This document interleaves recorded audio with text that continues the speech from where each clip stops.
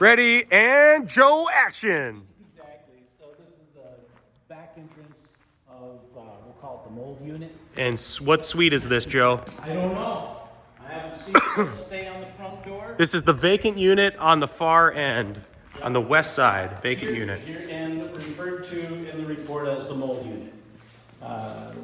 Main heat in here is electric baseboard heat's not in here. They got a little bit in the bathroom, one in the bathroom, and then on the front side of the building they got some heat.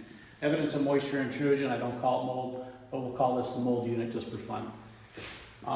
This is evidence of moisture intrusion on the walls there. We also have some of the ceiling back there. Inside the bathroom, we can't verify that the water heater is going to work. It's not plugged in, same as the manager's one as well. We do have water here, running water, and a toilet, running toilet. Electric baseboard heat works. We'll come up front here. This is where they have the electric panel. Anytime you see dehumidifiers, those are kind of used as a last resort. We have dehumidifiers throughout here because there isn't really a good way to exchange air. We're not exchanging air with the exterior. What we do in the modern home, we exchange air with like a heat recovery ventilator, HRV. We don't have any kind of heat exchange for these units. So if we're building these homes, we're building them with moisture barriers and all that, we're going to lock in all that moisture. One of the things to remember for you at home, kids, is the exterior temp dictates how much humidity you can have in the home. Kind of click, end of story, right? If it's 20 below, we can only have 15 to 20%. So when you're walking around with each other, shocking each other, like, we need to add some humidity in this air, it's uncomfortable. Too bad, so sad. It's cold outside, we can't have that much humidity in here. And I think that's probably what's causing some of this evidence of moisture intrusion. It could be from outside sources, but since it's spread kind of throughout, towards the bottom where the air can no longer hold moisture, does that make sense? So like, the warmer air rises, warmer air can hold more moisture, where when it's lower, the air cannot hold that moisture anymore, like fog. Think like fog. Fog sinks. That cool air is dense. It cannot hold more moisture, and that's probably why we got it towards the bottom. And then here again, we got a little baseboard heat and a pretty conventional panel here. One of the things that's fairly consistent, I mean, there has been maybe a couple things, but we've got a lot of inspection stickers here, and I do love it. It gives me a warm, cozy feeling, knowing that at least somebody pulled a permit. Doesn't mean that everything's perfect, but it means that somebody did something at some time. Probably an electrician probably did the work, pulled a permit, paid for the permit, then they had their final inspection. That's why they have the sticker. Hilarious. And that's it for the mold unit. The mold unit. Nice work, Joe.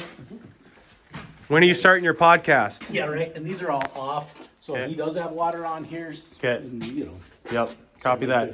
And how would you remedy this? What can we treat it, wash it, paint it, seal it? I would just get rid of it. It's just so silly. It's so cheap to cut out a piece of sheetrock, Okay. throw it away. It's going to cost you the dumpster, the disposal. So- sheetrock is cheap. So you cut 4 feet up. Okay, 4 feet up. You're going to find that these are probably 4-foot pieces of sheetrock. Okay. Cut 4 feet up, throw it all away, replace anything that looks like it's damaged. They ran it if you vertical. paint over it, it's no good. It really is no good. Okay. Because the shit will still be there, it'll grow through. Okay. Now, Yep. so we get rid of it, then what do? We gotta remedy the problem. Okay. The problem is humidity, where's this coming from?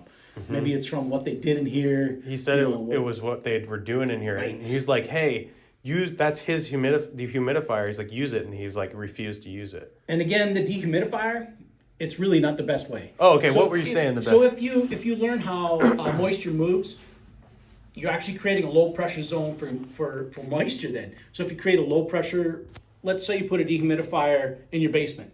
You dehumidify the basement, you're creating a low pressure moisture area. How does moisture like to move? From high pressure to low pressure. So you're actually drawing that moisture into the unit too. So that's not the best way to do it. Most of your HVAC guys will agree. Heat recovery ventilators are the most effective. So if you have somebody in here that's going to be doing, dog washing classes every day or something, and it's going to be constantly wet, they're going to need something more than a dehumidifier Got it. to take care of that. And heat recovery ventilators are really, really good at doing that. They're good at quite a few things, but basically they draw cool, dry air in. I kind of always talk winter. Cool, dry air gets drawn in. Warm, moist air gets sent out. They pass through a core. That's where the energy is recovered through that core. The air doesn't touch each other, but the energy transfers through that core. So it's the most efficient way to transfer air. And really healthy indoor air, that's where you want to be, is with